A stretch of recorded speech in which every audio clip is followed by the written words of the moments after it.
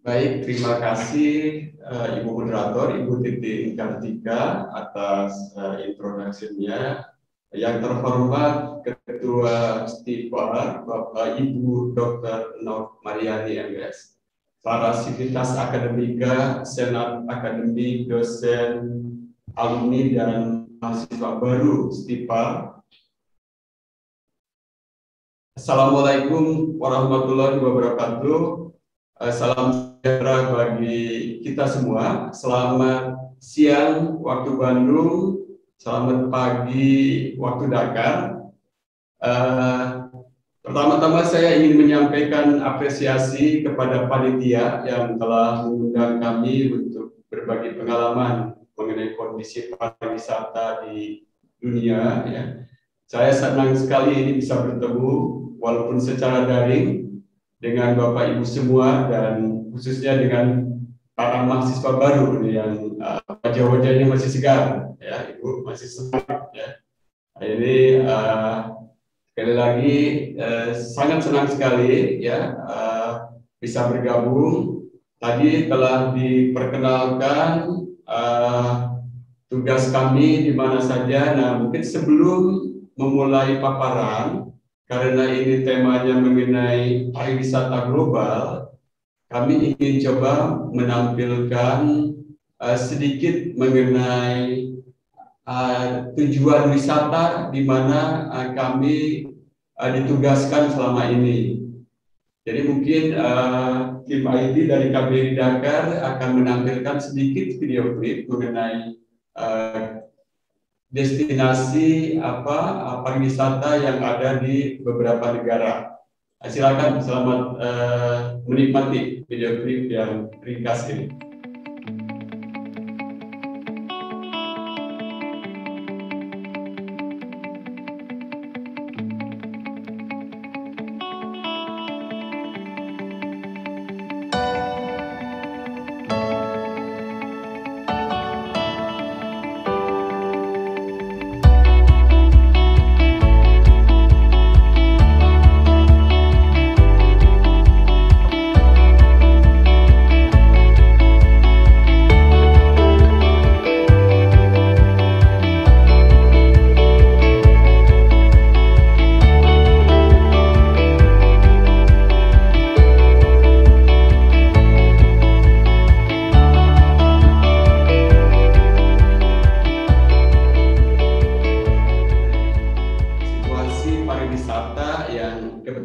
Sempat saya mengunjungi negara-negara tersebut ya. Kalau yang 3 pertama yaitu di Pakistan, kemudian kedua di Paris, ketiga di London, dan saat ini di Dakar. Itu penugasan kami ya. Biasanya penugasan kami itu antara 3 sampai 4 tahun. Nah, kemudian negara-negara lainnya itu setelah kami berkarir sekitar 27 tahun di Kamerun, itu sudah hampir semua benua ya, kecuali Australia malah belum dikunjungi. Jadi itu kondisi pariwisata di seluruh dunia ya. Nah, memang slide berikutnya langsung ke slide 3 ya. Pariwisata ini kan sejak lama telah menjadi tulang punggung pertumbuhan ekonomi dunia. Beberapa negara sangat tergantung terhadap industri wisata ya dalam membangun ekonomi negaranya. Nah, sektor turisme ini terkait erat dengan industri kreatif. Nah, kalau kita lihat ini seorang turis sedang berjalan dan di sebelahnya itu industri kreatif. Industri kreatif, ada kerajinan, kemudian nanti kaitannya juga tadi seperti Ibu Nur sampaikan ya, terkait dengan perhotelan, transportasi, dan MICE, meeting, incentive, conference, dan event. Nah, WTO atau Badan Perserikatan Bangsa-Bangsa yang menangani tourism ya, ini yang berkantor di Madrid, Spanyol, ini menyatakan ini, tourism is a critical sector of the international economy. In 2019, the tourism sector accounted for 29% of the world service exports and about 300 million jobs globally. Nah, ini UNWTO sendiri menyatakan seperti ini. Industri pariwisata sektor yang sangat penting bagi ekonomi internasional di seluruh dunia pada tahun 2019 ya menyumbang 29% dari ekspor jasa dunia. 300 juta orang bekerja di sektor ini. Ini cukup besar ya, bukan cukup besar, mungkin sangat besar ya. Nah, berikutnya, nah ini sebagai gambaran. Kebetulan yang pertama negara yang kedua kami di Prancis ya. Ini di Prancis ini turisnya melebihi dari jumlah penduduknya. Jumlah penduduknya 65 juta per tahun. Turisnya itu rata-rata antara 70 sampai 90 juta. Nah, ini data tahun 2019 ini 90 juta orang. Jadi begitu pentingnya turisme ya bagi ekonomi suatu negara. Ini kami ambil dari World Matters ya, World Population. Jadi ini data yang sahih ya. Nah, kemudian sementara di Inggris pun hal yang sama ya. Walaupun tidak sebesar di Prancis, nah ini jumlah turis yang mengunjungi Inggris itu 40 juta per tahun dibanding jumlah penduduknya 56 juta 280 ribu orang ya.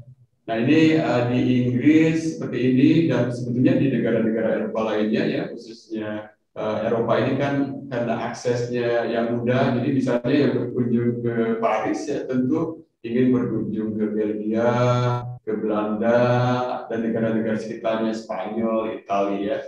Nah, negara-negara Eropa karena aksesnya mudah ya dan sudah terintegrasi, ini turisnya sangat tinggi ya. Nah jadi bagaimana sektor pariwisata di Indonesia? Kita lihat di slide berikutnya ya. Nah, sektor pariwisata Indonesia di slide berikutnya, sebelum berkembangnya pandemi COVID-19, Indonesia menikmati tren positif di sektor pariwisata. Kenaikan jumlah wisatawan asing tercatat sebesar 7,94% untuk periode 2017 sampai 2019. Sektor pariwisata ini juga telah menyediakan secara langsung di lapangan kerja bagi 4,6 juta orang yang merupakan 3,7% dari total lapangan pekerjaan di Indonesia. Nah, bagaimana nih kondisi pariwisata di masa pandemi COVID-19 ini? Menurut sekali lagi UNWTO ya, COVID-19 telah menyebabkan jumlah kunjungan turis global turun sebesar 74% pada tahun 2020 atau turun sebanyak 1 miliar wisatawan, besar sekali dibanding tahun sebelumnya. Nah, ini dampaknya sangat besar, kerugian hampir sekitar 1, triliun US dollar untuk ekspor revenue atau pendapatan ekspor ya. Serta hilangnya 100 hingga 120 juta pekerjaan di sektor pariwisata. Nah, dengan total kontribusi sebesar 5,8% terhadap perekonomian Indonesia, penurunan jumlah wisatawan asing yang tadi disebutkan sekitar 74% atau 4,5 juta orang di tahun 2020 telah berdampak negatif bagi perekonomian Indonesia. Jumlah devisa di tahun 2020 turun sebanyak 13,36 miliar ya, dibandingkan tahun sebelumnya. Nah, kelesuan ekonomi di sektor pariwisata ini turut menurunkan permintaan terhadap produk dan jasa ekonomi kreatif. 11, apa strategi pariwisata untuk bangkit dari pandemi COVID-19? Nah, ini Pak Menteri Pariwisata, Ibu Menlu, dan tentu jajaran kabinet lainnya ini sudah berupaya ya. Nah, kita sekali lagi perlu optimis dalam menangani dampak negatif COVID-19 ini ya, khususnya terhadap perekonomian Indonesia. Nah, agar tidak kehilangan momentum, pemerintah Indonesia telah menyiapkan program serta strategi secara bertahap untuk bangkit pasca pandemi. Antara lain program belum sampai sana, masih yang tadi program ini Pak Sandiaga Uno ini mempunyai program yang namanya CHSE, Cleanliness, Healthy, Safety, and Environmental Sustainability. Ini yang disampaikan oleh Kementerian Parekraf ya, yang diluncurkan sejak tahun 2020. Jadi intinya kita akan membuka turis ya, yang dimulai dengan Bali ya, tetapi dengan menekankan yang tadi CHSE ini sekali lagi cleanliness, kebersihan, healthy ya, kesehatan, safety, and environmental sustainability. Ini sebetulnya bagian dari program sekali lagi UNWTO ya, UNWTO Badan PBB yang menangani pariwisata ya. Tahun lalu ketika Bali Demokrasi Forum di Bali tentunya tim dari UNWTO sempat melihat ke Bali dan melihat kesiapan apabila turis akan dibuka lagi ya, khususnya untuk Bali untuk turis asing. Nah, kedua, masih slide ini kita lihat ada Ibu Menlu, Ibu Retno Marsudi juga ya. Kami di Kemlu khususnya melalui perwakilan RI di luar negeri ya, terus berperan aktif dalam menyiapkan diri ketika pandemi nanti akan berakhir. Nah, kami di perwakilan dengan berkolaborasi tentu ya, antara lain yang ditekankan oleh Ibu Menlu saat ini, kita memfasilitasi penyediaan vaksin. Jadi diplomat mengerjakan juga diplomasi kesehatan ya, khususnya saat ini untuk penyediaan vaksin di Indonesia. Nah, ini intinya agar lekas Indonesia ini tercipta yang namanya herd immunity. Ya, salah satunya dengan memberikan vaksin kepada penduduk Indonesia. Nah, slide berikutnya. Nah, situasi pasca pandemi tidak akan sama ya. Dunia akan memasuki situasi yang disebut sebagai new normal. Dampak kebijakan jaga jarak ya terhadap kapasitas atraksi wisata ya, seperti dilihat ini juga para pelaku wisata ini nampak di gambar ini memakai masker. Nah, ini salah satu bentuk dari new normal tadi.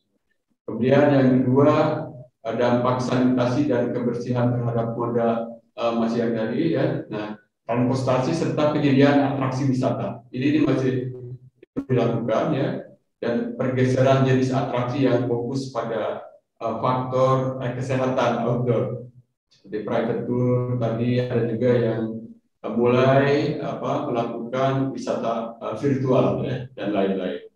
Nah, slide berikutnya ya.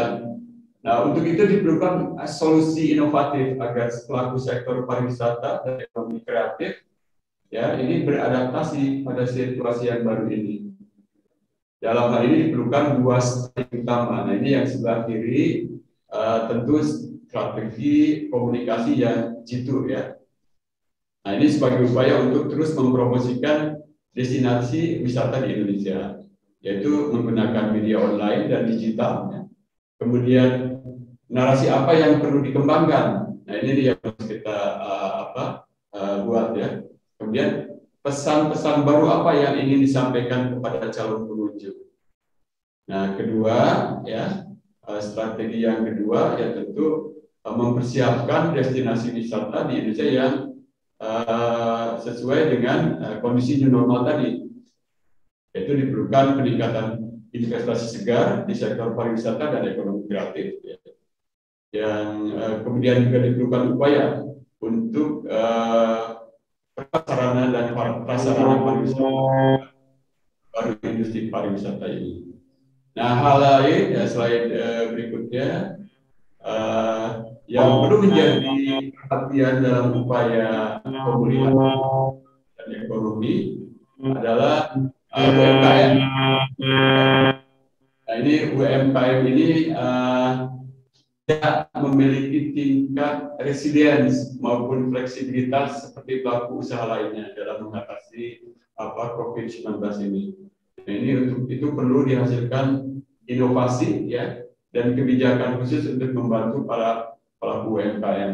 Kami di kampus sendiri membantu UMKM ini beberapa kali mengadakan acara online marketing, ya misalnya produk UMKM seperti yang terlihat ini. Jadi pembelinya dari berbagai belahan dunia ya, yang difasilitasi oleh seluruh perwakilan RI di luar negeri. Ini cara untuk membangkitkan UMKM dan memulai platform digital. Nah, sebelum mengakhiri paparan, kami ingin menyampaikan lagi sedikit video ini bagaimana new normal ya diterapkan pada pertemuan internasional, yaitu pada sidang United Postal Union. Ini badan PBB yang menangani urusan pos. Ini coba kita lihat bagaimana new normal diterapkan ya di sidang-sidang PBB.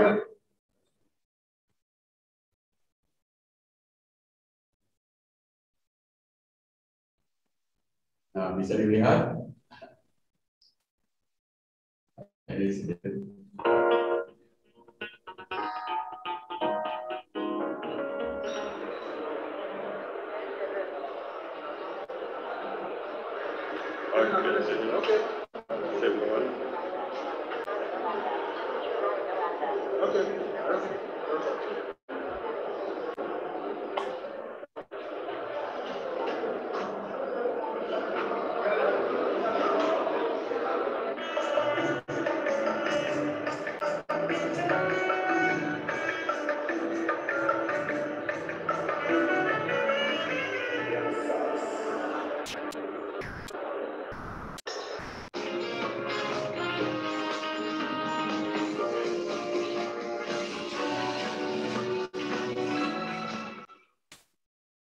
Nah, itu jadi terlihat dengan kondisi normal ya, semuanya berubah.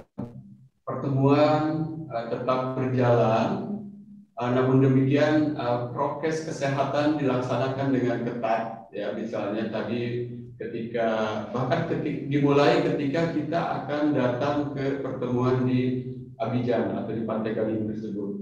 Kita delegasi PCR test dulu di Dakar. Setelah sampai di airport Abidjan, kami juga di PCR lagi, gitu ya. Tunggu sekitar 15 menit, ya sampai setengah jam. Apabila negatif, baru boleh keluar airport. Nah, tentu setelah masuk hotel, memasuki wilayah pertemuan UN tersebut, setiap ruangan itu prokes lagi. Dimulai ya dengan cuci tangan, dalam hal ini memakai disinfektan, kemudian masuk ke dalam bilik yang ada semprotannya ya, jadi disinfektan lagi dengan uap disinfektan, kemudian tentu security fisik ya, memasukkan tas kita ya. Nah, setelah masuk di ruangan meeting pun tadi dilihat ya, itu tempat meetingnya dibatasi oleh mika. Nah, ini tentu tujuannya supaya dengan yang sebelah ya, biasanya kan delegasi itu duduk bersebelahan, Indonesia dengan Iran atau dengan India ya. Nah, itu tidak ada kontak fisik.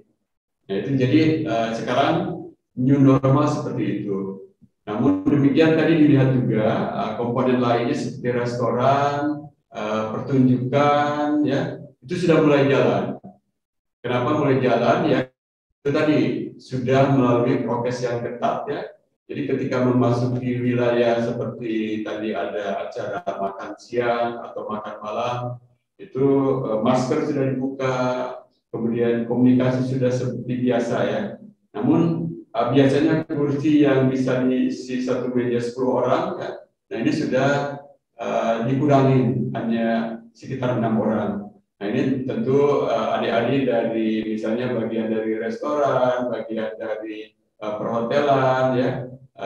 Ini kondisi yang encouraging atau di Senegal pun dan di Pantai Gading pun sudah siap gitu ya untuk menerima lagi wisatawan asing atau peserta pertemuan gitu ya. Nah, jadi ini encouraging dalam arti pandemi COVID-19 ini ada, tetapi kita siap untuk menanganinya dan insya Allah ya pariwisata global dan industri MICE ya, industri meeting ya, event dan sebagainya itu bisa hidup lagi. Jadi saya kira itu sebagai introduction, tentu kita siap untuk berdiskusi. Nah, sebagai catatan ini Bu Moderator, ada juga di Dakar ini alumni Stipar ini yang berkarya. Oh iya betul Pak Iwan Pak ya, Iwan Hendrawan. Betul. Ada siapa? Mas Iwan yang nanti bisa cerita kepada boleh. teman-temannya alumni Stipar yang ada di Dakar ya. Betul luar biasa. Rekomendasi dari Ibu Nova juga nih, Ibu Nova Riana ya, rekan kami ya. Nanti boleh juga Alhamdulillah pengalamannya ya. Sementara itu Ibu Moderator ya, dari saya sekali lagi senang sekali dan siap untuk berdiskusi ya. Terima kasih Bu Titing, silakan. Bangga, hatur nuhun Pak Dindin, luar biasa atas pemaparannya. Tepuk tangan dong bari online maupun offline audiens. Baik, tadi Pak Dindin menyampaikan bahwa salah satu alumni kita dari S1 Manajemen, Iwan Hendrawan, juga bekerja sebagai kepala kerumah tanggaan di Wisma KBRI. Ayo siapa yang mau nyusul nanti ke Dakar, Senegal, tertarik nggak? Teman-teman yang online, yang offline, raise your hand. Bapak yang di offline, ada juga Pak yang ingin ke Dakar, tertarik katanya. Sekolah dulu ya, selesaikan dulu. Baik, Ibu Bapak yang saya hormati dan seluruh peserta, baik yang daring maupun luring, kita masuki tahapan sesi diskusi. Nah, silakan kepada adik-adik, panitia, mahasiswa, alumni yang ingin menyampaikan pertanyaan, mohon panitia dapat dibantu. Silakan. Ya, silakan. Mohon ya berdiri, dibantu, menyebutkan nama dan prodi, lalu pertanyaannya apa. Mungkin kamera bisa diarahkan kepada penanya. Ya, silakan. Terima kasih. Assalamualaikum warahmatullahi wabarakatuh. Waalaikumsalam warahmatullahi wabarakatuh. Selamat siang Bapak. Nama saya Nova Pratama Putra dari jurusan Usaha Perjalanan Wisata. Izin bertanya, bagaimana perbedaan pandemi di sini dengan di sana, Pak? Apakah di sana terkendali? Sekian pertanyaan dari saya, Pak. Terima kasih. Baik, hatur nuhun awal dari Maba Prodi D3 Usaha Perjalanan Wisata. Nah, silakan mungkin Pak Dini bisa memberikan informasi seperti apa sih Pak di sana kondisinya pada masa pandemi ini. Baik, langsung saja ya. Terima kasih. Ya, langsung saja Pak. Ya, jadi kondisi pandemi di seluruh dunia itu sama, levelnya yang berbeda. Misalnya negara akreditasi kami ini kan ada 8 ya. Nah, di Senegal sendiri ketika bulan Desember kami tiba di sini itu dalam kondisi yang tinggi. Bahkan pada bulan Desember tahun lalu itu diterapkan kalau di kita mungkin PPKM ya. Di sini namanya curfew itu jam malam. Militer ikut deploy, ikut ditugaskan ya untuk menjaga jam malam. Intinya untuk mengurangi kerumunan ya, karena sekali lagi yang namanya pandemi COVID ini kan menyebar melalui kontak fisik. Nah, sementara sama kondisi di Senegal ini kan seperti negara berkembang lainnya ya, ekonomi informal seperti pedagang kaki lima itu biasanya sampai tengah malam. Nah, makanya di Dakar ya itu diterapkan jam malam. Nah, tapi sampai awal tahun 2021 ini semakin menurun ya. Nah, tetapi kemarin ketika di sini bukan Idul Fitri yang ramai, Idul Adha, itu naik lagi ya. naik lagi, jadi fluktuatif sama seperti di Indonesia. Di Indonesia juga kan sempat turun ya. Kemudian kemarin karena ada delta varian naik lagi. Namun dari sisi angka mungkin yang paling tepat itu positivity ya, Denoval. Jadi jangan dilihat jumlahnya. Kalau dilihat jumlahnya di Senegal itu rata-rata antara 100 sampai 400 per hari. Ya, dibandingkan di Indonesia antara 20.000 sampai 100.000 ya. Tapi dilihat positivity-nya dalam arti berapa jumlah yang dites, berapa yang positif. Nah, di Dakar ini positivity atau di Senegal ini positivity-nya itu sekitar 4 sampai 6%. 4 sampai 6%. Dari jumlah yang dites PCR, 4 sampai 6% itu positif. Itu per hari ya. Nah, sempat tinggi ya, sempat juga ada 20% sempat itu yang paling tinggi, tapi saat ini sekitar 4% saat ini ya. Itu intinya. Nah, di negara rangkapan kami lainnya kan tadi disebutkan ya ada 8 negara rangkapan selain Senegal misalnya di Guinea-Bissau itu sedikit. Pantai Gading, nah Pantai Gading itu sangat confident, sangat percaya diri mengadakan pertemuan internasional UPUT itu dari 192 negara anggota ya, sekitar kami lihat kemarin itu di Abidjan di Pantai Gading itu lebih dari 100 negara ya yang datang, perwakilan dari berbagai negara yang ketemu langsung dengan kami. Misalnya di sebelah itu ada India, itu dari New Delhi, dari Bangladesh, dari Dhaka ya, yang dari negara-negara lainnya. Jadi ini kondisi penyebaran COVID di Afrika. Jadi alhamdulillah di sini tidak sebanyak di Asia ya. India kan sangat tinggi ya, selain Indonesia juga ada Malaysia yang sangat tinggi.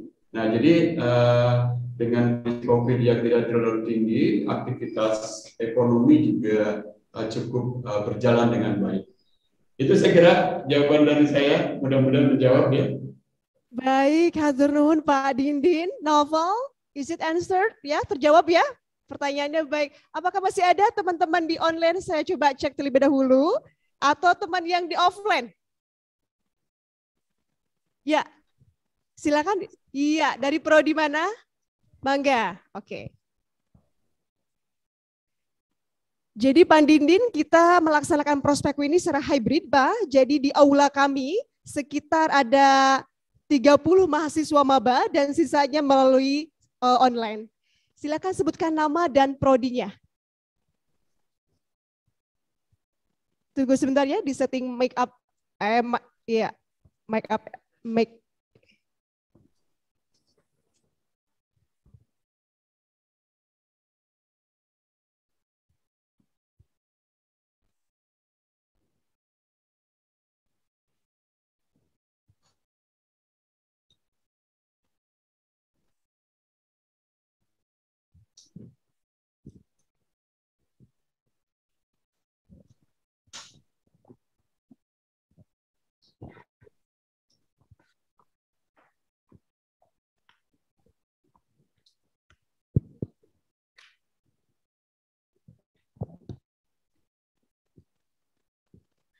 Selamat siang Pak Didin dan teman-teman yang di offline dan online juga.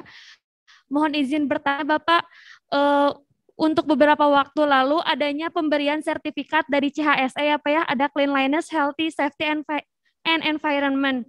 Itu digunakan di sertifikat CHSE itu hanya berlaku untuk setiap hotel bintang 5 atau restoran atau untuk para kantor yang lainnya juga Pak? Terima kasih. Oke, pertanyaannya Pak Dindin, apakah policy CHSE ini di seluruh sektor atau bagaimana Pak? Atau mungkin bisa dikembangkan bagaimana CHSE mungkin di Senegal juga barangkali ya Pak Dindin? Iya. Baik. Jadi itu istilah ya, CHSE itu memang sertifikat ya, intinya untuk menerapkan prokes. Ya. Ini karena standar atau istilahnya best practice dari UNWTO ya, ini masing-masing disesuaikan dengan negaranya. Nah, kalau di Indonesia mungkin saya belum tahu apakah ada sertifikat atau tidak ya. Nah, ini seharusnya ada ya karena sudah jadi standar. Sekali lagi yang namanya UN itu tugas utama Badan PBB itu membuat standar yang baik ya. Nah, salah satunya untuk masa pandemi COVID ini yaitu membuat CHSE.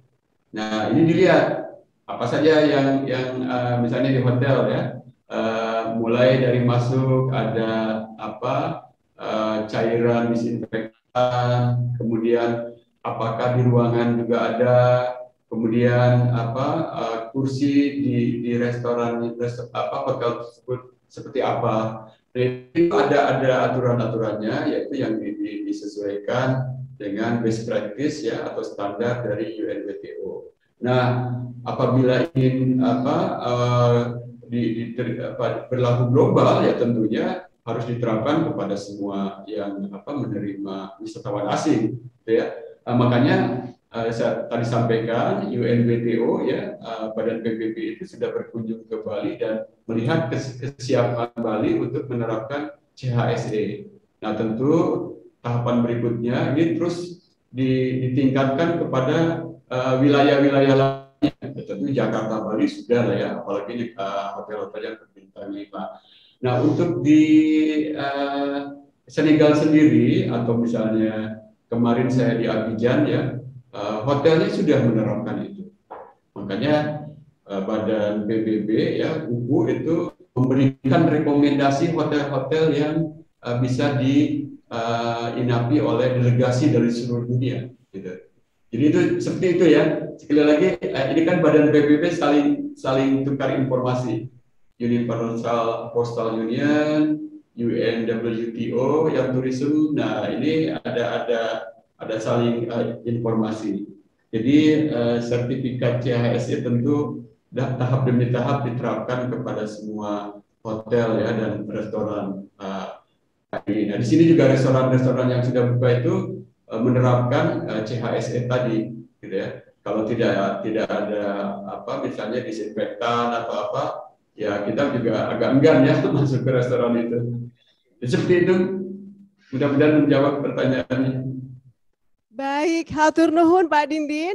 Pak Dindin ini pertanyaannya, wah ini cukup antusias dan ada 2 pertanyaan secara online. Saya akan undang langsung nih buat Imelda dari Prodi Usaha Perjalanan Wisata. Karena begini Pak, melatih, menyampaikan pendapat, pertanyaan juga bentuk latihan Pak ya. Apalagi katanya, wah ini narasumnya Pak Dubes nih katanya. Ini sekali latihan ceritanya. Mangga, silakan Imelda. Kita undang. Halo, selamat siang, Bapak Selamat Ibu. siang. Halo Imelda. Imelda boleh tahu di mana? Saya Posisinya? di Pemalang. Pemalang. Silakan bertanya kepada Pak Dubes langsung. Saya ingin bertanya, apa ketika wisatawan mengunjungi Segal, seperti di Indonesia sendiri kan ada karantina. Baik, terima kasih Imelda. Ya kita sudah menangkap kayaknya sinyalnya kurang stabil. Ya, jadi saya ulangi, Pak Dindin, bagaimana sih penanganan wisatawan kalau mau ke Senegal? Apakah juga ada tahapan karantina seperti di Indonesia? Silakan Pak Dindin. Ya, terima kasih Imelda ya dari Pemalang, pertanyaannya sangat bermanfaat, ini informasi penting nih. Jadi sekali lagi tiap negara itu ada ya. Nah khususnya untuk di Senegal itu tidak ada karantina. Yang penting punya sertifikat PCR tes negatif berlaku 5 hari. Gitu. Jadi kalau Imelda mau ke sini PCR dulu lah sehari sebelum berangkat, gitu ya. Nah, karena perjalanannya itu yang paling cepat lewat Turki ya, itu 2 hari perjalanannya karena ada transit. Nah, jadi masih berlaku ketika sampai di Dakar itu langsung perlihatkan di airport ya. Setelah urusan visa selesai tentunya dan sebagainya itu sudah bisa langsung ketemu atau menginap di hotel atau ketemu keluarga. Jadi di sini tidak ada yang namanya kewajiban karantina. Sama halnya di negara akreditasi kami ya, selain Senegal, ketika kami ke Guinea-Bissau, ke Sierra Leone, ke Pantai Gading, ya. Nah, saya sudah ke 4 negara ya, dari 8 negara akreditasi. Sementara ke Mali, ke Guinea, ya, ke apa? Cabo Verde juga sudah, Cabo Verde ya. Nah, yang 3 negara lainnya itu belum. Tapi dari informasi itu tidak ada yang namanya kewajiban karantina, ya. Itu Imelda. Jadi kalau mau ke sini segera ya, mumpung tidak ada karantina ya Imelda. Oke, baik. Hatur nuhun Pak Dindin. Dan satu lagi dari mahasiswa UPW ini aktif sekali ya, kan mungkin udah nggak sabar pengen jalan-jalan nih kalau usaha perjalanan wisata itu ya. Silakan, ini dari Osin. Osin Jelau. Halo Osin, selamat sore. Osin suaranya? Kedengaran nggak Bu? Ya, silakan Osin. Ya, terima kasih atas waktunya. Ya, saya akan memberikan pertanyaan kepada Bapak. Menurut Bapak, bagaimana tindakan atau cara pemerintah dalam mengatasi tingginya tingkat PHK dan pengangguran yang dilakukan oleh perusahaan, khususnya di bidang pariwisata di saat situasi wabah COVID saat ini? Terima kasih. Oke, Osin boleh tahu nggak dari mana Osin? Dari Nusa Tenggara Timur, Ibu. Wah, luar biasa. Tepuk tangan dulu. Luar biasa mahasiswa kita di Nusantara Indonesia ini. Terima kasih. Mangga Pak Didin, bagaimana Pak katanya menghadapi dengan banyaknya PHK, industri yang ditutup dan lain-lain?